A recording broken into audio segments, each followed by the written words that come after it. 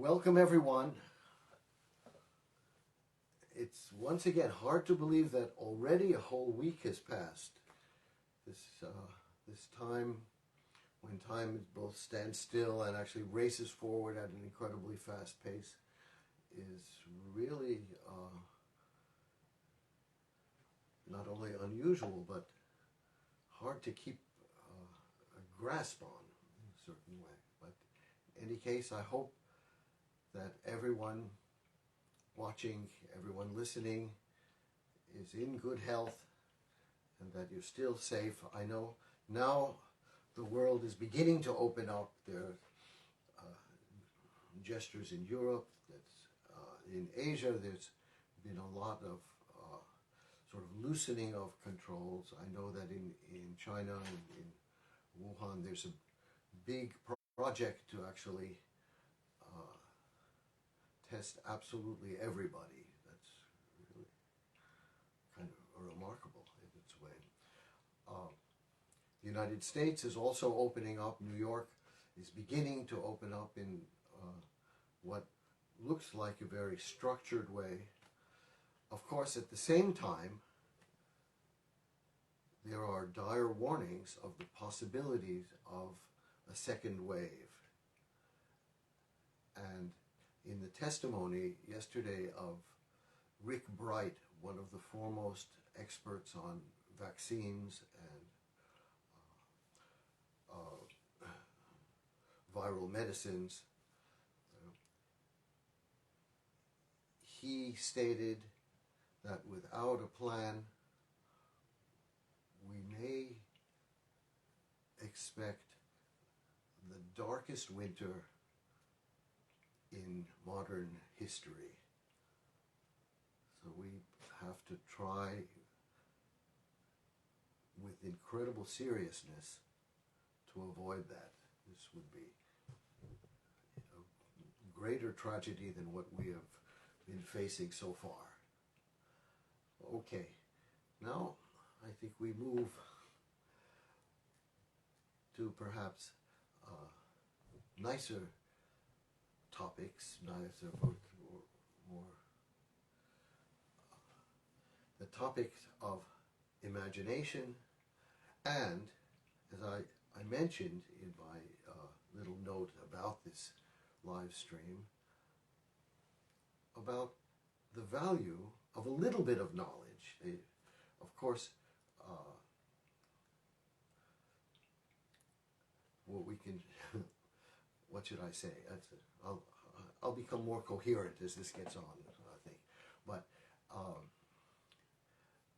you say that a little bit of knowledge is worse than no knowledge at all. And there is something to that, of course. And I can, in fact, before we go on, I don't know why this just came to me now, but I can have a very funny and cute example. Let me go to, this is, here, and I just want to, this was several years ago. Can you see me still? And can people hear me also? Yes? And I will not name names, but I had been doing research on the Schumann fantasy pieces and found that in his manuscript there were many differences. This is something that perhaps we will talk about at some point here. But that was sort of making its way around the musical world, that I had been doing that. And I received a phone call from someone who was going to be performing it with someone else, let's say, and asking, well, you know, I heard that you were doing research and that you have found certain differences. And I would love to know what they are So when I perform them, I can use these differences. And I thought, I'm not so happy about that, perhaps. I've been doing all this research, etc., and then someone will sort of take it and just go and play and take credit for whatever. Anyway, so I didn't really explain very much, but I did explain one thing, which I thought was important. And this has to do with the end of the second movement and the beginning of the third movement. So the end of the second movement, as it is this way.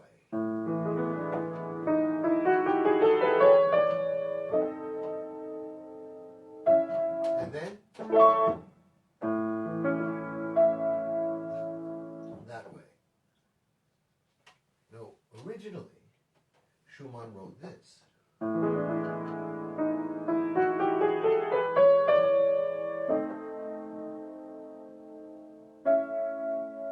And that segued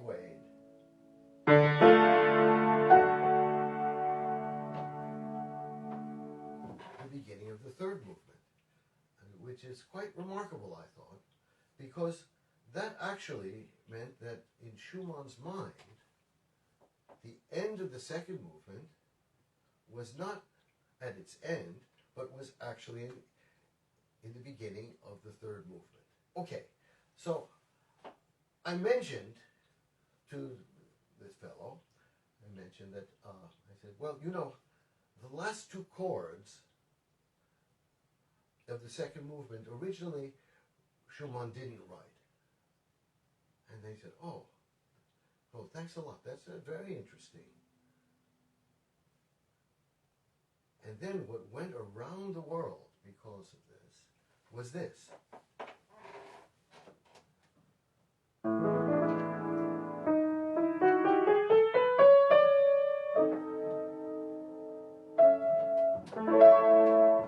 Oh, that's it. Because the last two chords could be interpreted as, because there's one for the left hand and one for the right hand. When that came back to me, I had both a good laugh and I sort of buried my head in my hands. I thought, well, it is true. A little bit of knowledge is worse than no knowledge at all. But with that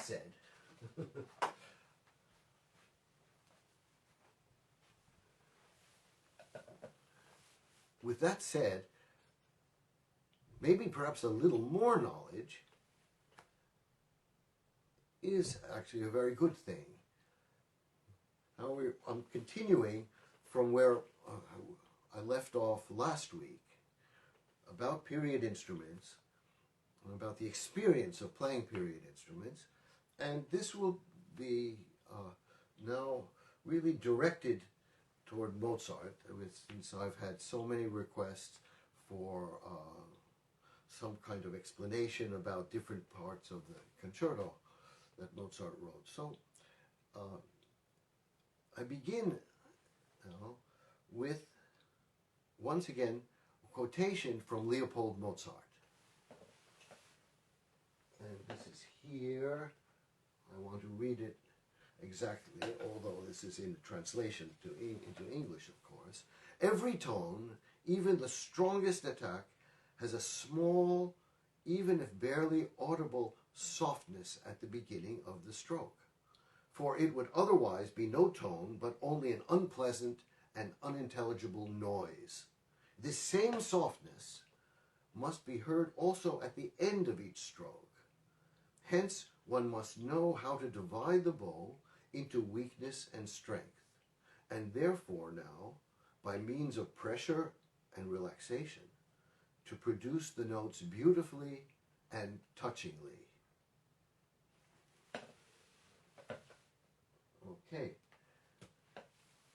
so this actually is a wonderful little piece of information. And I will go now to a period instrument. This is this one, which is, as I mentioned, a little bit later vintage than what that Leopold Mozart would have known, of course, and also what his son Wolfgang would have known pretty much so. And where is, I think, yeah.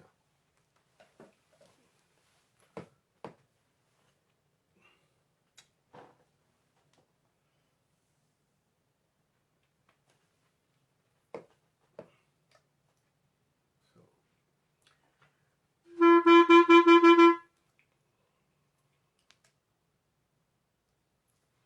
here goes.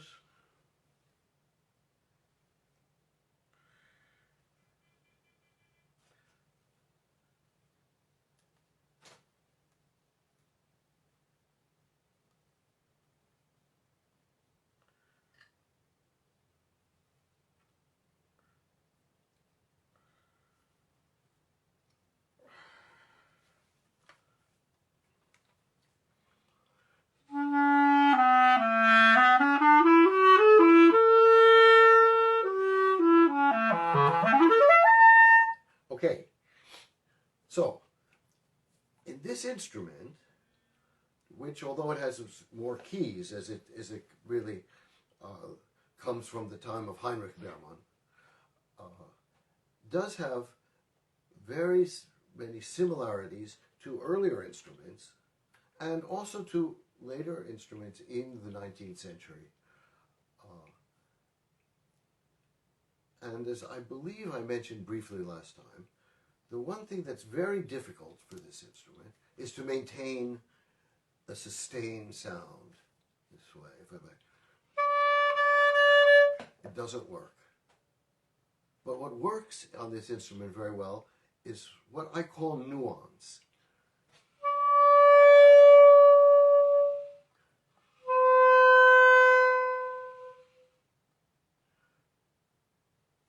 So this sense of growing and coming back is really what Leopold Mozart was talking about.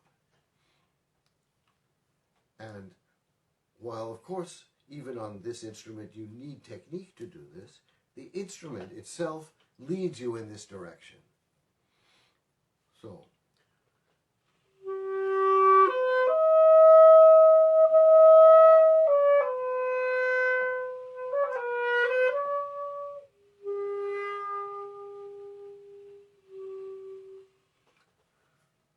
and then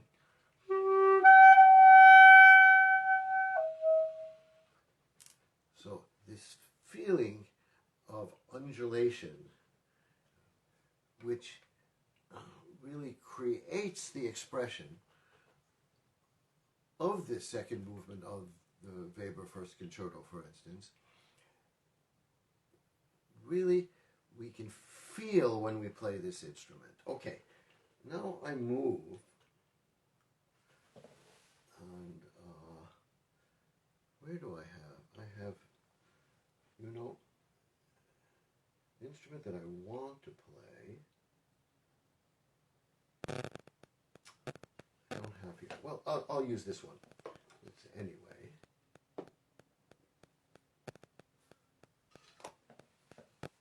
And here. Sorry, I'm a little bit disorganized this morning in terms of my equipment. Here. Oh no, I can use this one. That's good. Then I need a mouthpiece. And I have somewhere, I had a mouthpiece here. Maybe I try this one. I had, you know, I think I have one here.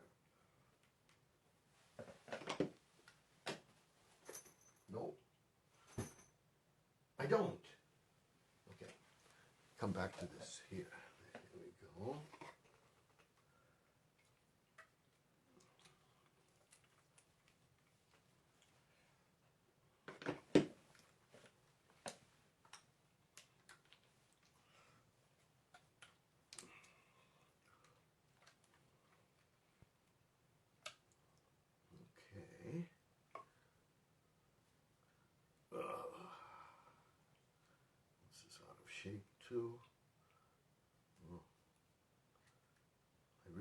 apologize for my disorganization this morning, but bear with me. Okay, this is good. Now, if I put the reed on correctly, it probably will be a little better.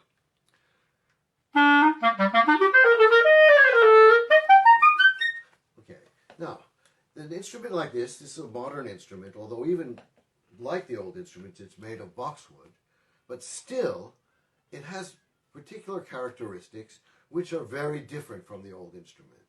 And the basic characteristic it has is that it can play a very even, stable sound. And I believe that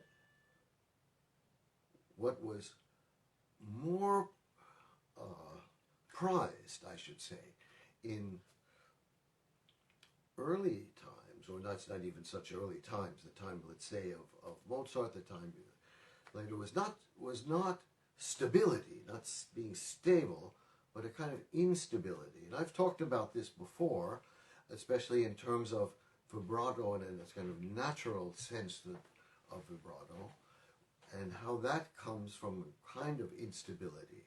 Also, how, for instance, the way the Ottensteiner instrument was designed by Ottensteiner, with the large holes and the large bore, etc., created an instability which also made musical expression, in other words, the lack of the sustained sound, much easier or more part of the instrument itself. Now, the modern instruments like this, I find are in a certain way neutral, but that's not exactly true, because they are designed for greater and greater stability. And what's interesting about this Böhm system clarinet is that the origin actually is very early. It comes from, I think, even 1839, when Auguste Bouffe and Hyacinthe Clauset developed it, this instrument that could play in all keys with great facility.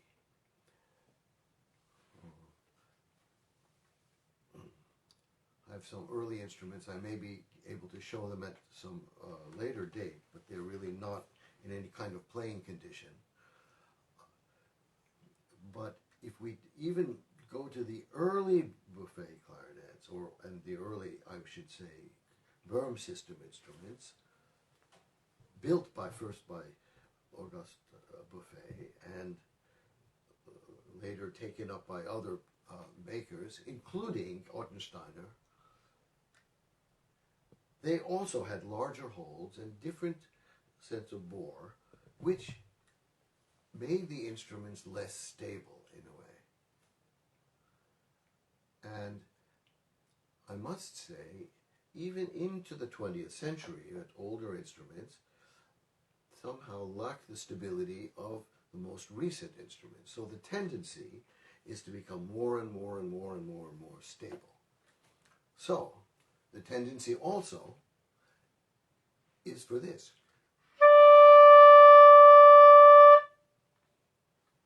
Oh, I played a concert D. But what does that actually have to do with music? What does that have to do with emotion? What does that have to do with theater, theatrical presentation? What does that have to do with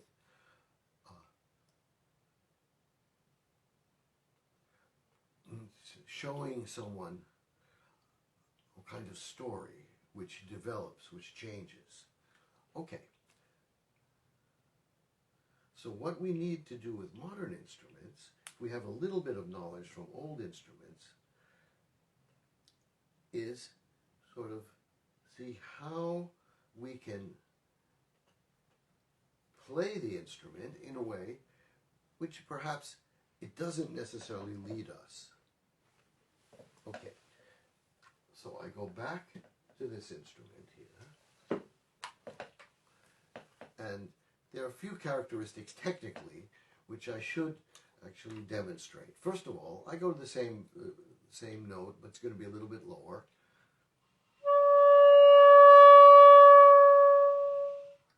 And one thing that if we play an instrument like this, we understand, is that our embouchure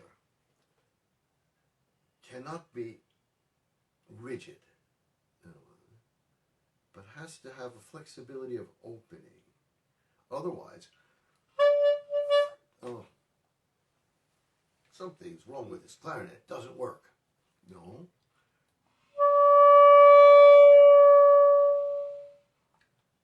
So with this opening, what do we get? We get the softness at the beginning of the note, which Leopold Mozart was talking about. And also at the end of the note, we get that as well. So a little bit of knowledge about how to produce a sound on an instrument like this. We can come to this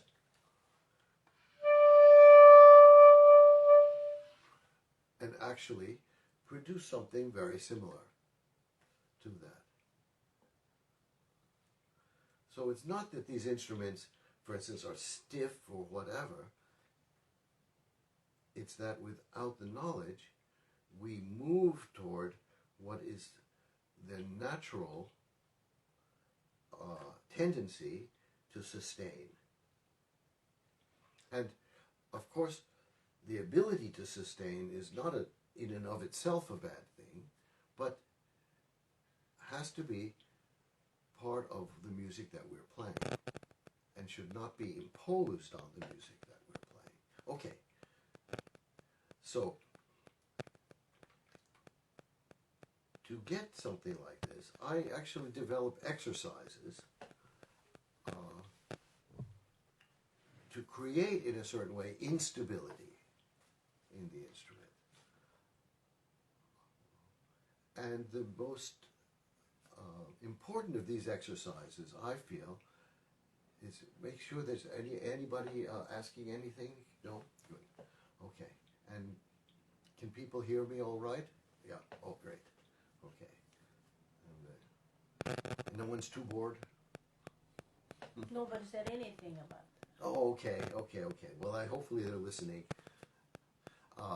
So, it's a long tone exercise, but what is kind of traditional long tones on the clarinet, I feel actually lead toward a kind of stiffness, with a kind of stability, which at one stage of our education may be very important, but at another stage actually becomes problematic. So usually you make a crescendo for, I don't know, 8 beats, and then diminuendo for 8 beats, or you just hold the note, whatever. So once again, same note.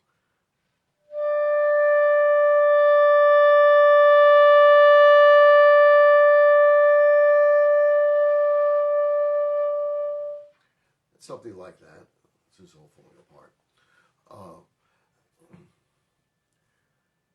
But I find what that does is it creates in our bodies, and I've always been talking about in the physical nature of our expression, a kind of rigidity, like I play this. Now we can have a kind of long tone exercise, which, on the contrary, creates flexibility. And this long tone exercise I call creative long tones. So, instead of one dynamic, or controlled crescendo, or controlled diminuendo, or controlled crescendo, diminuendo, what I like to do is have one note with many dynamics and many rhythms. So,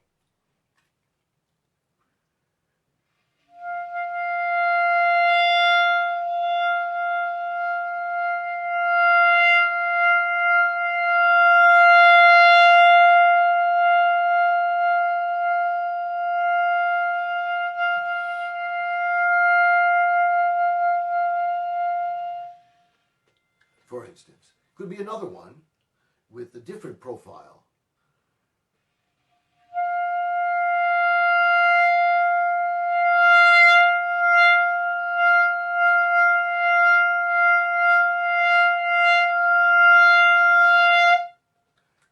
And so on. Okay, so what that does is gives us a feeling that we can actually use the air in many, many different ways. And I will be presenting another class at another time, another live stream, I should say, where I speak very much about air. I did earlier as well, but now I want to come back to a little more knowledge about period instruments. And I'll put this one here. No, I'll put this here and this here.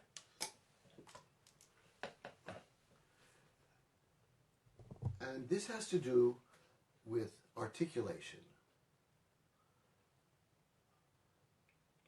Nowadays, somehow, we speak about tonguing and slurring. And we can have maybe shorter tonguing, longer tonguing this way. But we go back to the 18th century, back to the, especially earlier in the 19th century, and we find that people wrote about, and of course spoke about, that means, many different kinds of tonguing. This Johann Bachofen, for instance, mentioned different kinds of tonguing. He mentioned, for instance, how if you have the slur with the dots under it, those notes would generally be huffed. In other words,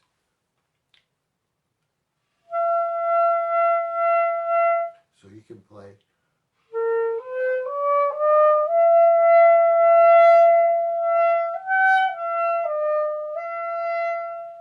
that way. Now, there were other kinds of tonguing that people mentioned, and they had perhaps different syllables. They not perhaps, but they did. So you could have one din that way. There was tonguing with the lip and not with the tongue. So I guess we would call that lipping.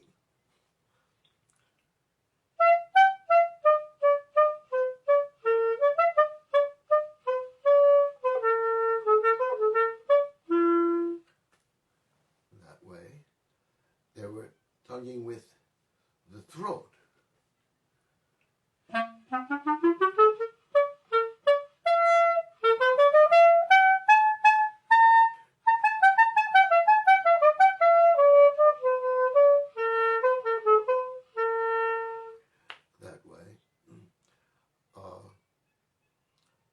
And these different kinds of tonguing are somehow lost nowadays.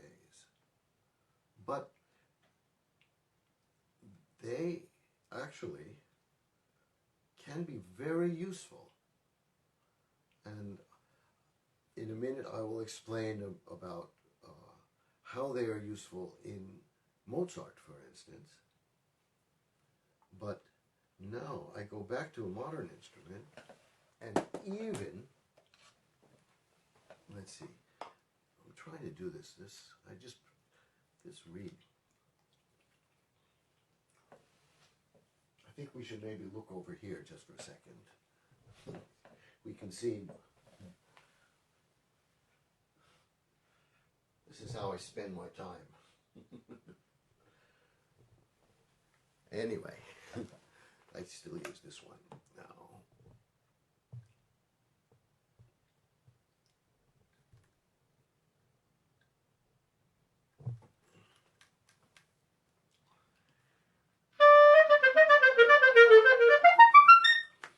So,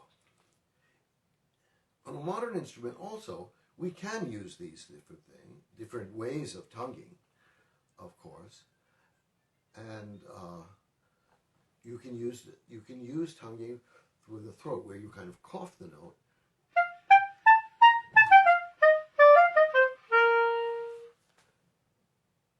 And that can be very useful, especially in the very high register. This is all really specifically for clarinet players, of course, but I will be talking in a much more analytical way about music and how all of this fits together in a little while.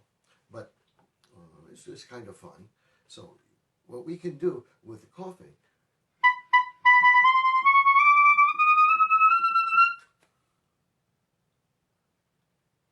so you can actually, in the high register, whose very clean, very accurate kind of staccato passages without using the tongue, but with using your vocal cords in a way. People are probably listening going, oh God, what is he talking about? This is terrible. You can also use the lip, perhaps.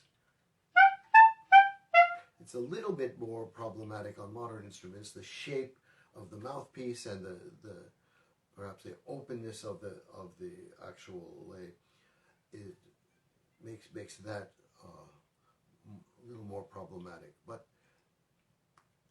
you may experiment with that as well.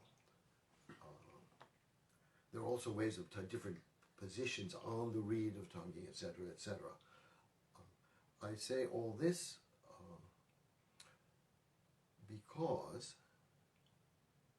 with string players, for instance, there's a natural difference between a down bow and an up bow. And of course, string players will try to even that out, perhaps. But in any case, that can be very useful for expression. Now, what we have with wind instruments is if we just play a note, we basically get a downbeat, and the note starts here and goes down. I will also explain this in more detail in another of these live streams, but we can try to do the opposite to create a sense of up bow. So instead of playing simply down this way, and what can I use?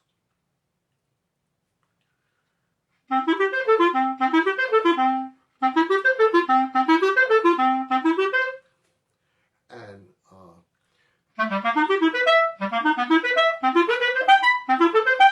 something like that. Yeah, I have to warm up my little finger. But if we just tongue those, ya ba ba ba ba ba ba ba ba ba, everything becomes kind of the same. But if we do,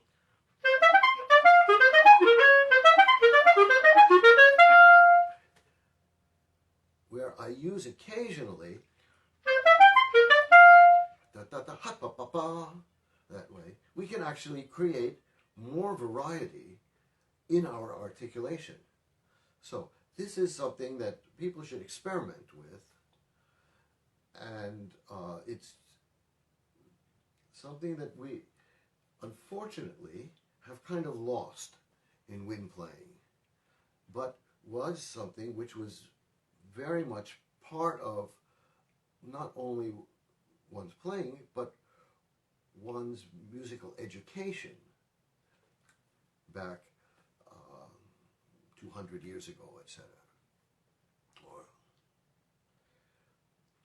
So, I still will leave. The other thing that's very interesting about these instruments, and it's in a certain way, it's what led me to them from the very beginning, and that is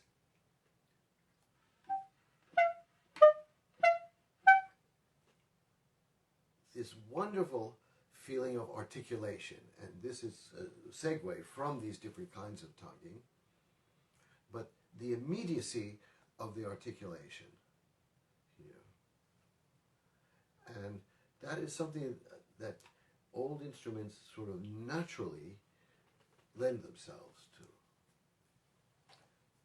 to. And with modern instruments, what we need to do is somehow figure out the way to actually do that. Because generally you have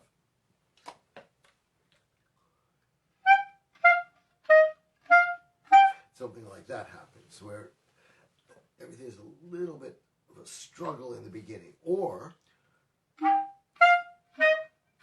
you get some kind of little extra sound at the beginning, grunting or whatever it's called. Now, it's nice to keep going back and forth here. 2 questions. Yes. One is do you use the same set of the reed with the modern instrument and period period instrument? No. The reed has to fit the mouthpiece. So, for an extreme example, of course, is you can't use a reed from a regular B flat or A clarinet on a bass clarinet, for instance, or even on a basset horn, like that. Although there are basset horns which take small mouthpieces like that, and these mouthpieces are very often much more narrow than these mouthpieces here. So I do not use the same reed, of course, and the facing is different, etc., etc. But you can if you are interested with going with period instruments, there are so many different kinds of commercial reeds which are have sort of German style reeds, which are generally more narrow and smaller, and also within French reeds you can actually take one reed and sort of file it down, make it a little more narrow, etc., etc., and create a reed which will work for this. This is it's also the way the chamber is built is different. So yeah, no, I don't use the same reed. That was from Dominic. Then Yeah. from March it says, why do you think we've lost these ideas of so many different articulations? Well, I believe, and of course, and of course I don't know, and I can be totally wrong. But I think that if we look at the history of instruments, not only the clarinet, the history moves towards greater sustaining ability. And I mentioned this briefly before. So in the Paris Exposition, where I think was it Erard was so convinced that they would win this, and you had the Steinway, which in fact I think was a Chickering piano and not a Steinway, but was sort of in the corner in the exposition, and the judges went and they thought, oh, this is probably not good, and they played one note and they heard how well it sustained, and the rest is history. That the design of these pianos really took over the world eventually. With wind instruments, the sustaining ability became paramount, and I see that as a kind of Wagnerian development.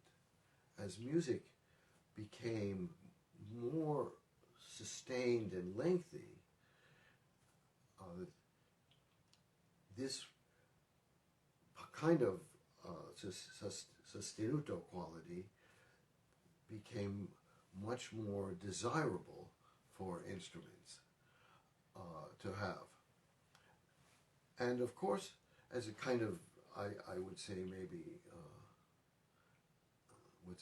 it's a terrible word, but collateral damage that you have, that the articulation became a little more problematic on instruments. Okay, anything else? Do you have? No. Okay, great. Now I lost my train of thought. Oh yes, the idea of this.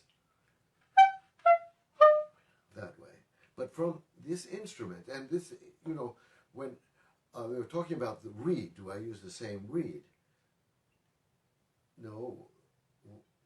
What you look for when you with a period instrument like this is that the reed, which with the mouthpiece will actually create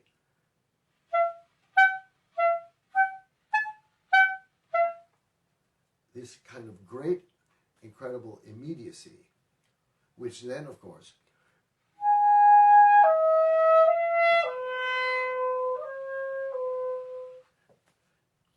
can be expanded into this feeling of variety of nuance. Anyway.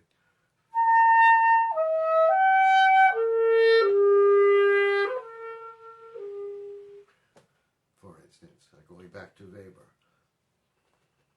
Now, we take once again, modern instrument. Actually, I go back to here, because what you can do, and is very easy to do on these instruments, is just pick it up, actually once it's been sort of warmed up, which this is not really, and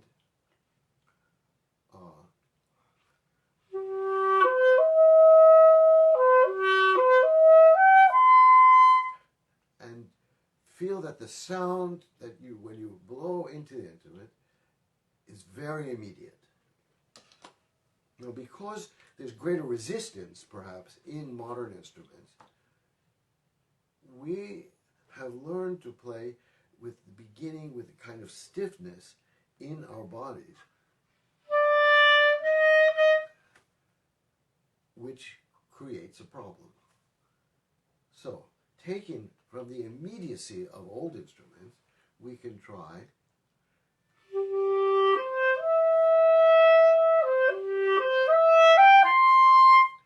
to actually accomplish the same feeling that we have playing that instrument when we play this instrument. Yeah.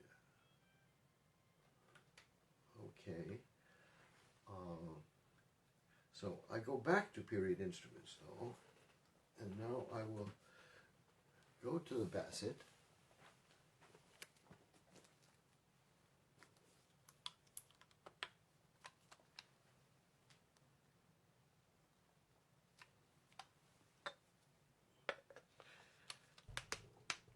And I demonstrated and spoke about this instrument quite a bit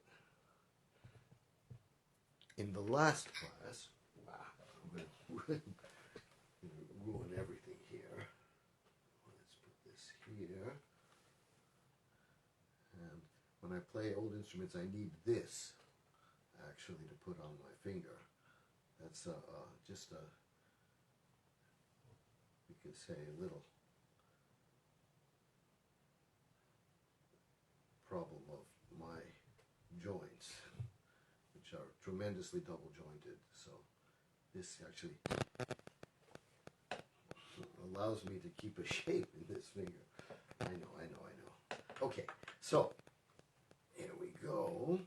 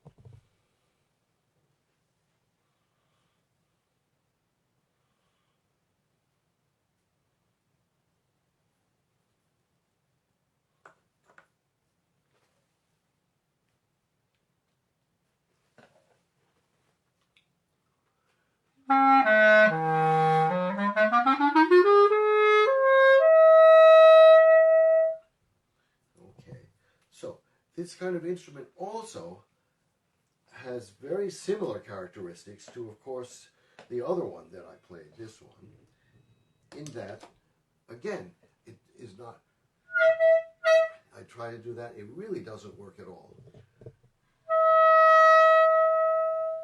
But the sense of bloom of the note is very, very natural to it. Also, articulation. We have very easily, we have the possibilities of different articulation. So,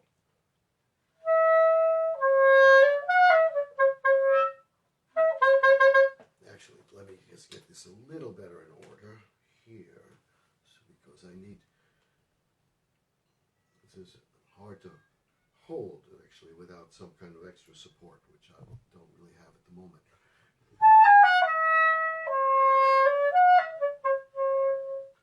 There.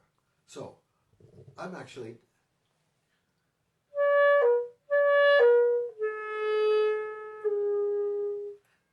in all of these, I'm actually tonguing with my lip, this way.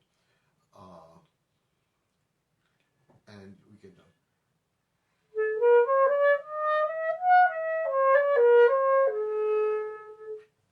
there, I can use the kind of huffing sound as well. Everything that I mentioned on the other instrument really is very characteristic of this instrument as well. Then, there are more things, and these are extremely important to actually experience. And it has to do with the fact that even though, for instance, in this register,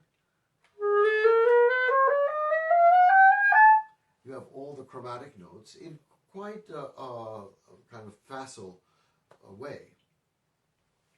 They have very, very different characteristics. So,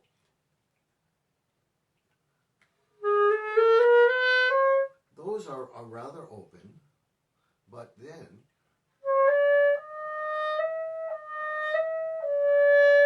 even the F and then the F sharp written, they're a little bit closed in quality, which means though that when we play them,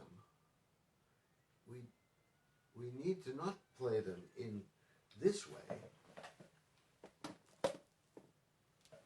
as we have here,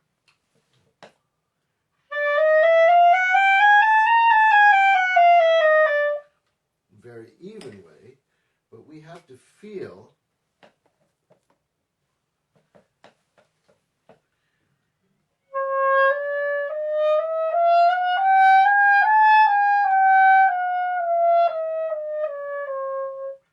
that they have different ways of using the air to create the actual feeling of these notes. So, going back to the beginning of this, even there, the F has a little bit of more covered quality compared to the E. That way. And that brings up another topic where, again, a little bit of knowledge is actually a very good thing. And that has to do with the meaning of a slur. And you find in Mozart's manuscripts, for instance, that he does not write articulations, whether they're slurs or even more, I should say, less commonly even, any kind of sort of sequential dots, whatever, in his music. But occasionally, you do find slurs. And the reason that he doesn't write them all the time, all over the place, is not that everything that's not that doesn't have the slur over that note should be, for us as wind players, tongued. That's be kind of absurdity, and there's no way that he expected that. But the fact that the slur has a meaning in terms of the actual phrase is very, very important. And Mozart had uncanny knowledge of and feeling for instruments. So when he wrote his concerto, for instance, he really understood the expressive possibilities of Stadler's new, as he called it, bass clarinet. And we go back to the beginning, and we see this. And then we have a slur. That way. I should use an A clarinet, maybe. Where's an A clarinet that I can use? I think this must be an A clarinet, right? So,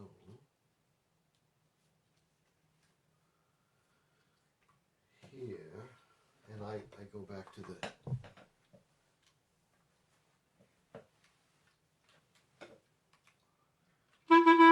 so if we play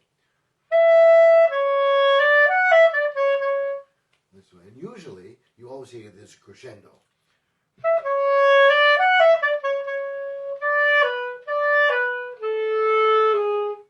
That way. But wow. I use this very short barrel on this to get a kind of higher pitch. In fact, the slur in that indicates a diminuendo.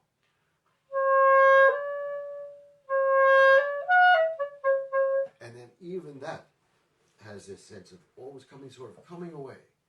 Yeah. And his knowledge of the F compared to the E made that kind of natural gesture for him, for Mozart, that is. Yeah. So we see this in that figure. We go on, and we find also here that he writes one slur, and this all comes from the manuscript fragment, which I showed examples of last week to everyone, and is a critical source for this piece. So there's one slur there, and not two slurs, as it is in editions there. And of course, that has the sense of diminuendo.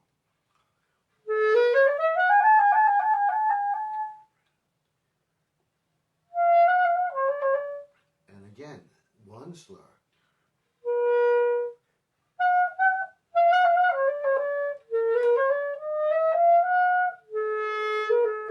And let's look at this last passage here.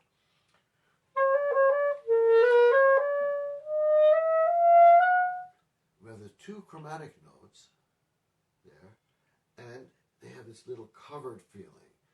So it's not simply doodle-doodle-doodle-doodle, but so the end has a kind of sentimental little, a tiny sentimental sense, I would say. And then, no. That way. Okay. The next thing I want to do before I go to the piano and actually speak about this piece in a more analytical way has to do with this passage here.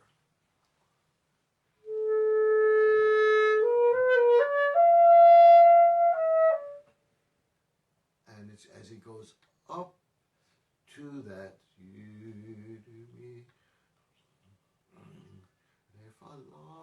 love it here has this great kind of instability, which is very expressive.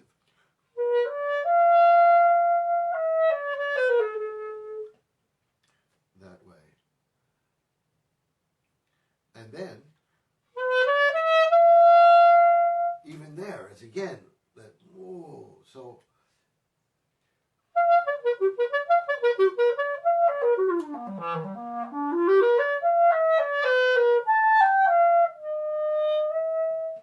And all those half steps have these very kind of wonderful different kinds of colors that in this instrument here. Okay, and the last thing which I want to mention in this with this instrument here has to do with the note which Mozart did not expect the clarinet to have, which is the B. That note. And remember I mentioned in the last one how Stadler could have come there and played the B and Mozart would have been shocked. And then he ends up writing the first melody, I believe, in the low register, using that note especially, and the next note, which also was a note which was basically to be avoided, except in fast passages.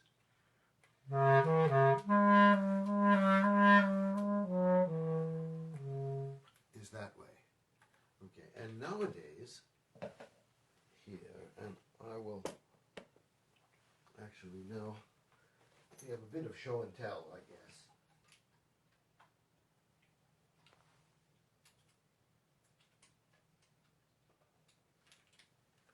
Here,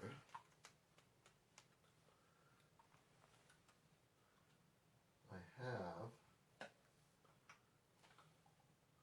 modern instrument, and I should use this bell maybe, although I have the other one. This should work actually. Which is kind of built for me. This one here.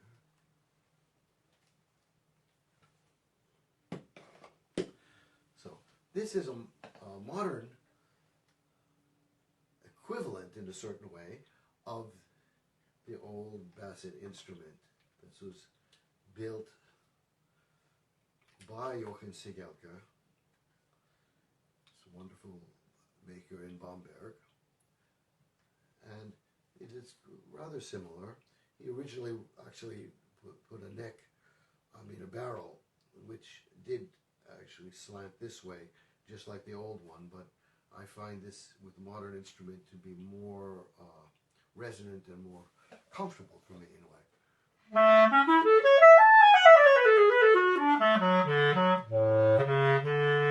Okay, so in this case, I usually hear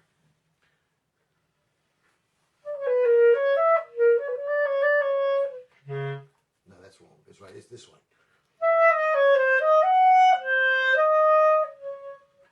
And then something like that. Apart from the fact that I never understood why anyone would have thought that that sounded good. We find if we play the old instrument that it's basically impossible to do that. And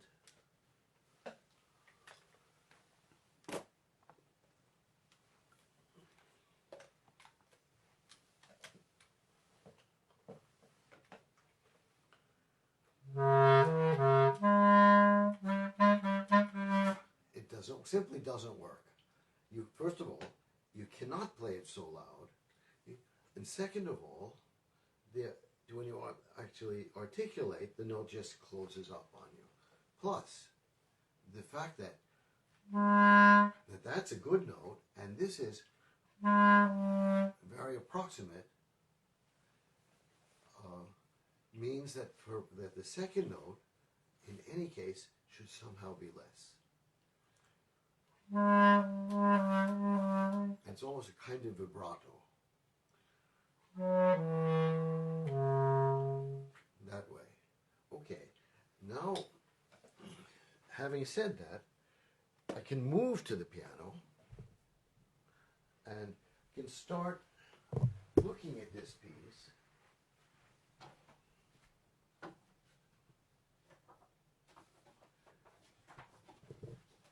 And here again, the idea of a little bit of knowledge is really very, very important. And this kind of knowledge is sort of basic harmonic knowledge that we have. But here we have this.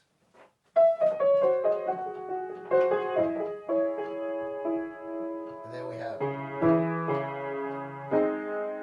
and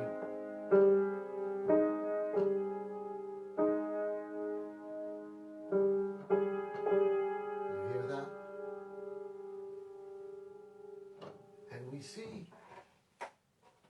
in a way, what a practical genius Mozart was, and how his knowledge of instruments and not only that, of how to make the instruments sound their best.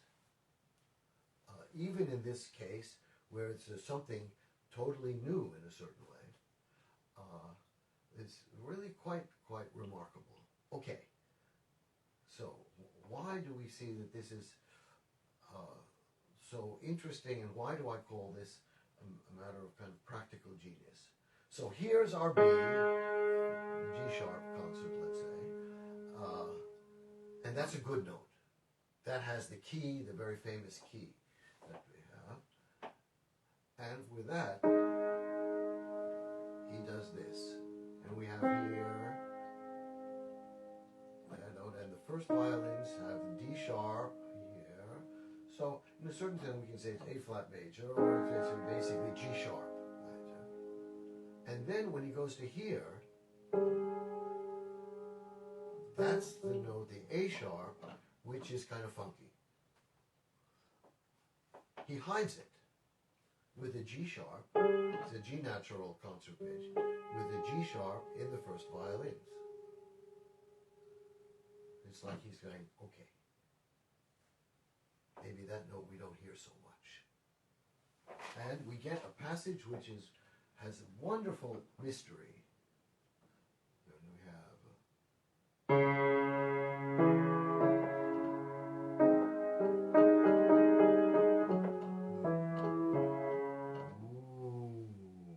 that kind of thing. It's that way.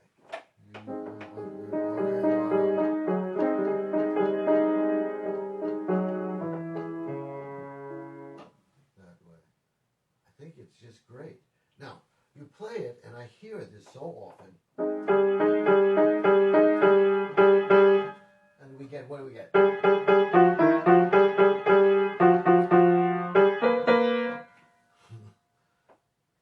That's ridiculous.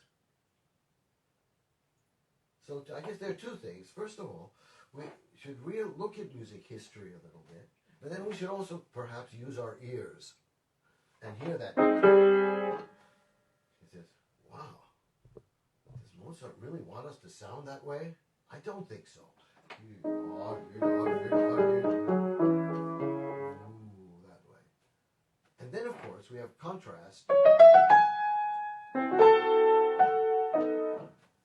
coming up afterwards.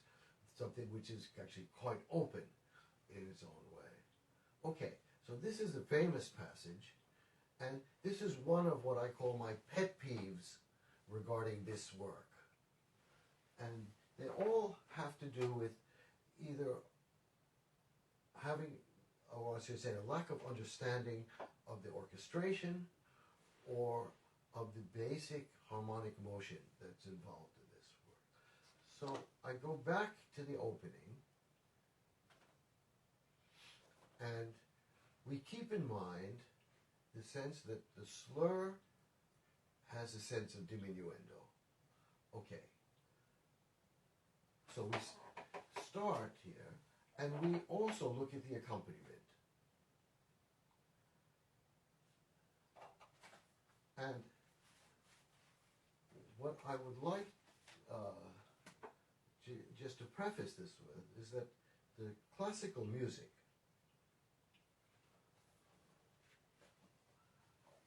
I have this out for myself.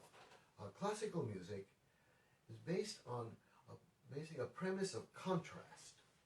Okay. So you present one thing, then you present contrasting, and then you work it out in how those two contrasts or more actually can somehow be combined, can be contrasted more, etc., to create a piece of music. So, an example I like to use often is the Hafner Symphony's K385. He wrote his 35th Symphony in D major, which is kind of maybe the most public key. And we have here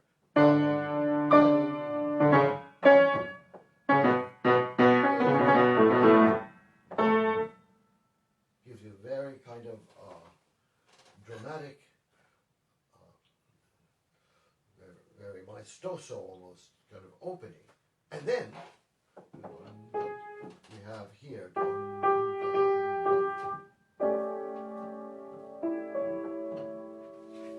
next one, then here,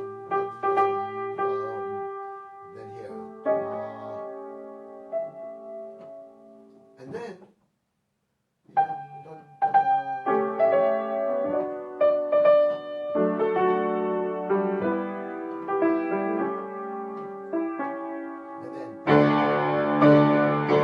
etc. It moves on that way. So he sets up these contrasting characters. And as an aside, I just mentioned that that's a big reason why Elliott Carter, this great American composer who I spoke about rather in detail a couple weeks ago, why Elliott Carter felt that he had a great kinship to Mozart. That's it. That people actually would compare him in a way to Bach because his music was complicated. But he said, no, I don't think so. No, it's really, if you look at my kinship is really with Mozart. And that is because of the setting up of contrast. Okay, I go back to the concerto. And even here, where you don't have such dramatic differences as you do in the Hafner Symphony, we still have contrast. It's subtle contrast, but it's very important. So, the beginning is not this way.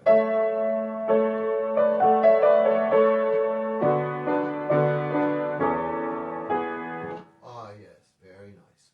No, we start. And then he doesn't go, but he goes, and he doesn't do this, but he does. So even in this melody, these four measures, if we look at this is making a lot of noise, I think. Is it okay? Yeah. In these four measures, we have 1, 2, and back 3. 3 characters. The first and third sort of are related, and the second is very different. So, if we're playing this piece, we should not feel that, okay, this is dee-da-dee-dum-da-da-da, but that in fact Mozart is setting up these different phrases which in a way are different characters in an opera.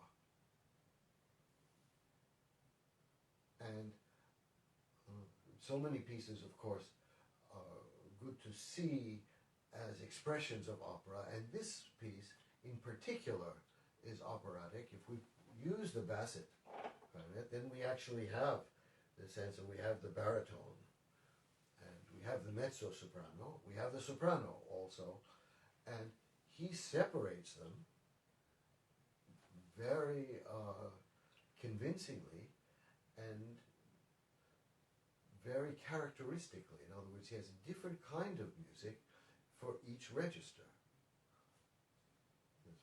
And that's a fascinating part of this piece. Okay, so now we take this slur,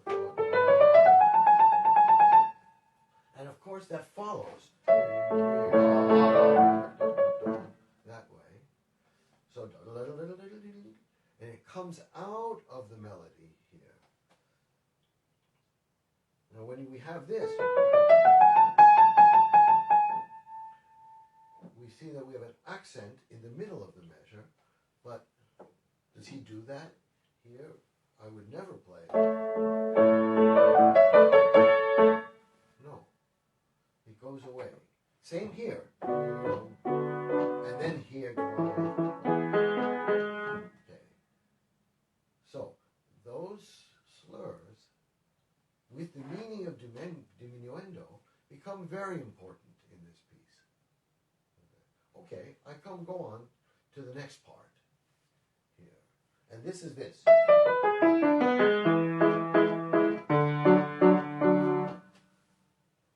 And we look at that, and that's a little bit odd. I say,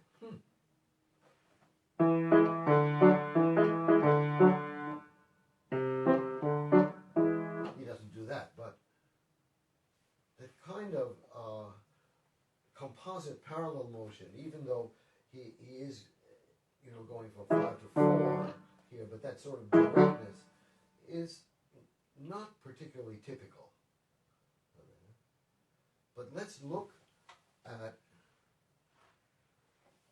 we go back to the instrument now. Here.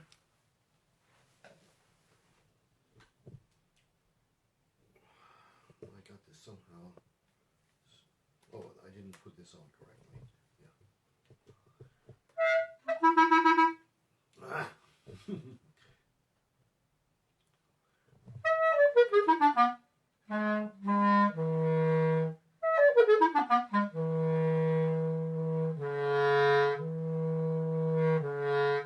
The G itself is kind of covered as a note, and that is because, as mentioned, here is a hole and not a key, and the hole actually goes diagonally down this way and is rather small for the note.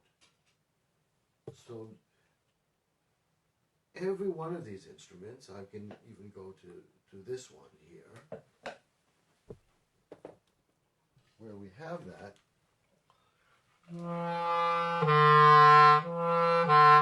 Even if this is rather open, it's still closed compared to the F that comes out of a large hole here.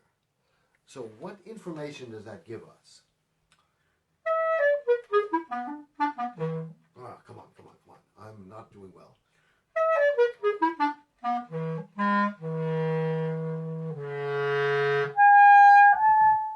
And then he has the slurs with the dots underneath. And after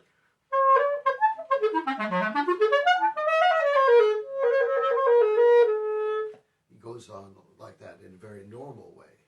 Okay, we go back to the piano. Here.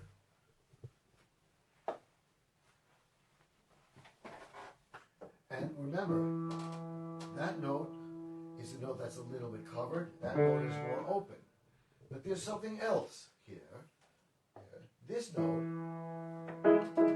is a bass note. And you only have 2 violins. And then when you go to here, the cellos and basses come in like this. And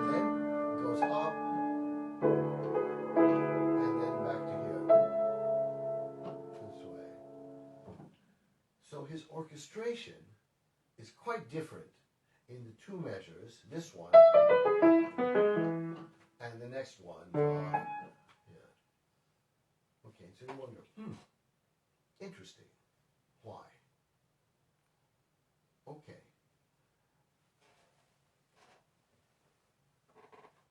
Now we can still use a little bit of knowledge here, but to this knowledge we have to add imagination. And I look at these two measures here, and I say, oh, you know, these two measures are actually the reason why he was inspired to write this piece. And you may wonder, but why? Okay, let me explain what I mean. First of all, what is important about this piece is the actual low register, which is something which Stadler and Lotz, the maker, worked on to give it more, I would say, possibilities and more the possibility of more expression in the low register of the instrument. Then there was something else that the clarinet, and of course the basset horn, or the basset clarinet, or the bass clarinet as Stadler called it, could do perhaps better than other instruments could do. And Mozart knew this very well, with these big leaps. That way. Other instruments maybe could do them, but perhaps they had more of a struggle to do this way. The clarinet, this was very easy. Mozart knew that. So we look at this passage again. And before that, everything's in the middle register, basically. Even this is okay. It goes up that way, but we're still really there. And then, all of a sudden, he goes down. He has this. And the You're Alone. And he introduces what I would call the guests of honor, the low notes. He's saying, and now we are proud to announce the arrival of the G. And that's a bass note. And then he goes to here, and this little unusual progression, we could say, involving this kind of composite, as I would say, parallel motion, even though he doesn't orchestrate that way, would have positively created a little bit, at least, of a stir in his audience. As he's going from here, and people go, huh? That's unusual. They would pay attention. And then from there, but here, that's right, sorry. And at that point they go, wow, that's a super leap. Quite something amazing. So let's look at this more carefully about the phrasing that Mozart expected, but that basically we don't do. Because I usually hear, sorry, that way. But in fact, remember, this is a bass note, this is a melody note, this note is a little bit stuffy, this note is open, and Mozart knew all of this very well. So it goes down to here, and then we have a new phrase.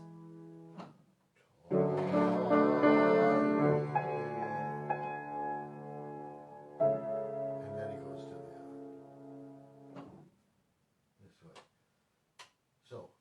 our phrase, it is new phrase, then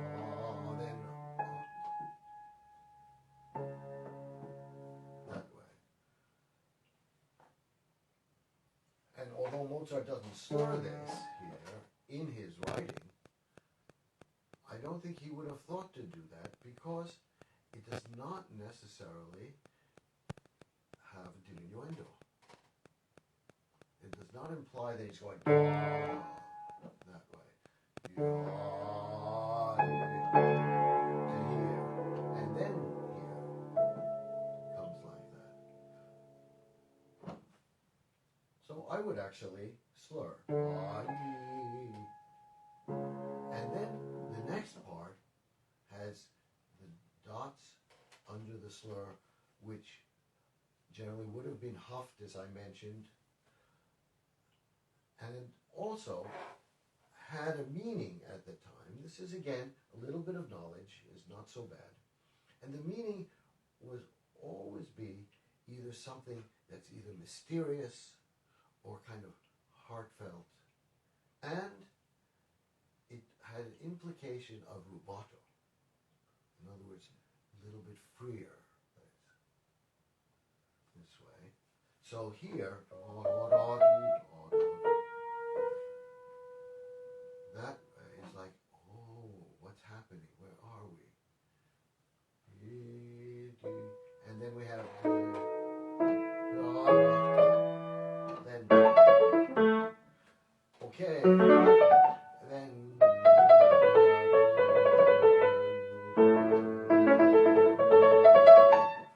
oh, we're home. Okay. So this is little detail about how to look at a piece using a little bit of knowledge, both historical knowledge and what we could say theoretical knowledge as well, or analytical knowledge. I should mention just two more things, I think. I don't know, Bob, I think I'm probably overstaying my welcome a little bit here. But I do want to mention just two more details. Well, there are many, many details which are possible. Yeah. Well, maybe I should mention three more details, but I will. This is what I'll try to do them rather quickly. The first, actually, has to do with this here. And the naturals here are very obviously in Mozart's hand in his manuscript fragment. And I'm saying this now because I hear people sort of picking and choosing some things from the manuscript. Some things they do, some things they don't do. Sometimes I hear this still with that way. But the issue of this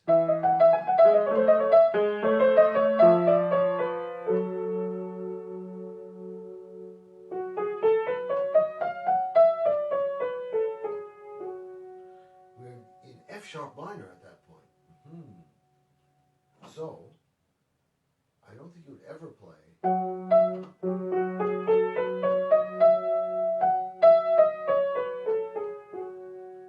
that way.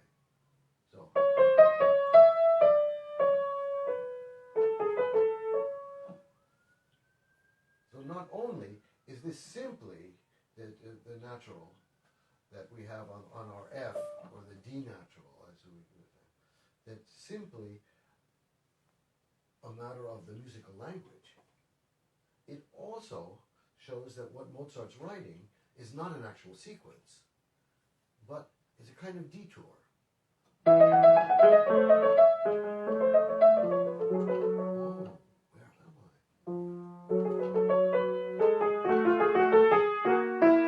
Oh, I better go home. That way. So this gives a much more beautiful and complex sense of this passage. And I have a pet peeve with publishers generally, because I should just mention the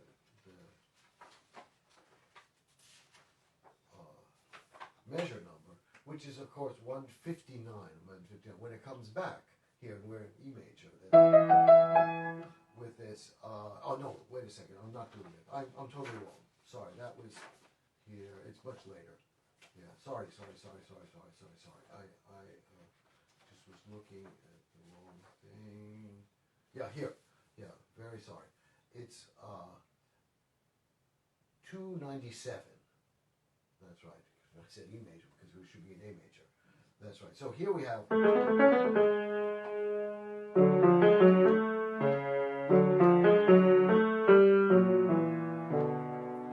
Once again, as we're going to B minor, it has to be that way. Yet, we find the Barenreiter publication and others don't put the B flat here. And the reason, of course, that they don't is they say, we wonder, well, we don't know because we don't have any source material. But this has nothing to do with source material. This has to do with the musical language, just with the grammatical way of looking at what's happening on the page. So that's pet peeve number one. Well, it's more than that, of these three that I'm talking about. Okay. What is the next one? Has to do with this passage here. And this is when in the this is then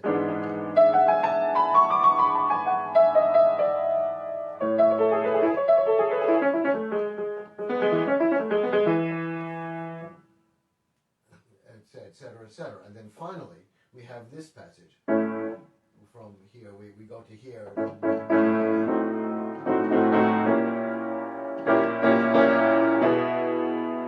And what Mozart actually wrote was, etc. And I hear now, instead of this, which is what came from the 1801 edition, I hear this. And you would think that, well, that makes sense, I guess, because it should be that way. But there's something actually quite wrong with that. And this is where a little more knowledge actually is very important. Because while a composer like Beethoven didn't mind to resolve down when he's moving to a tonic or a dominant that way, Mozart was quite allergic to that. So while he liked this, he never would countenance. And we have actually a very clear example of that a few measures earlier. And that's here, because we start with it. And in the manuscript fragment, he goes an octave lower. And that would do this.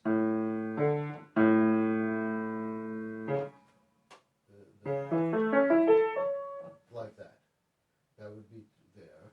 Then he realizes that, oh, I'm going down to there, but the basset clarinet goes to here.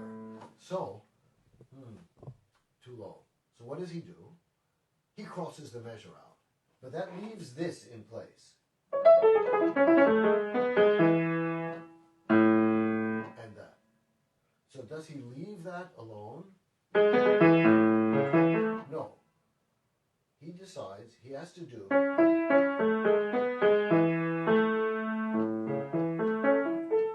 and he recomposes that so that he doesn't have that interval. So if you play this, you're actually doing a disservice to Mozart. So that's number 2. Okay, number 3. Okay, and that is, I'm going backwards, of course, from this passage here.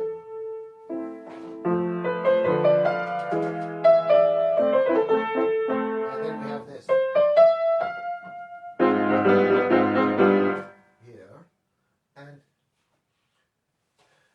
every edition that I know of, which actually makes dynamics here, because Mozart didn't write any dynamics in this passage, in the clarinet part, or in the basset part. He did write dynamics if we feel that at least some things about the 1801 edition are probably in Mozart's hand. Not in Mozart's hand, but it had Mozart's intention involved. Then what we find here is that people write from here, the crescendo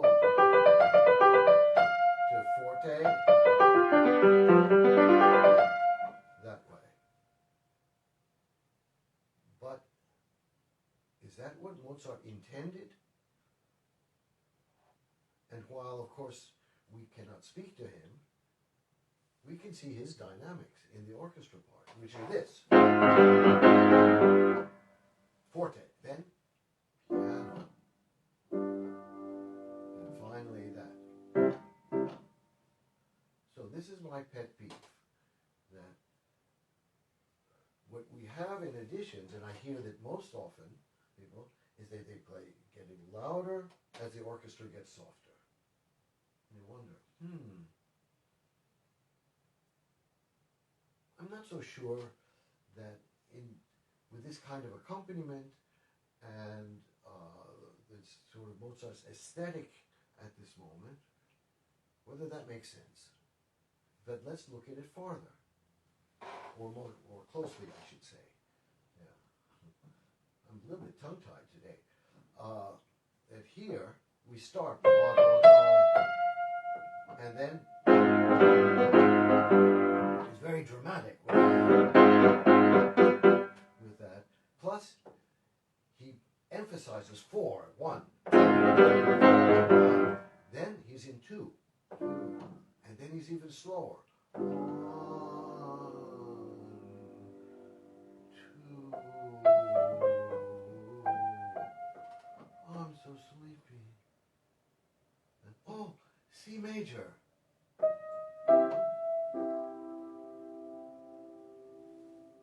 So he went from A major, of course, to C major. Here. A little bit far away. I mean, through A minor, of course, but this way. So, what he's doing is something that gets calmer and calmer and calmer. And then finally, this way. Oh, I have another pet peeve as well. Uh-oh. I have no time. So I'm gonna have to segue into that next time. But anyway, this passage here should become more and more calm as the harmony becomes more and more calm. And he could have done this from here, and from this going.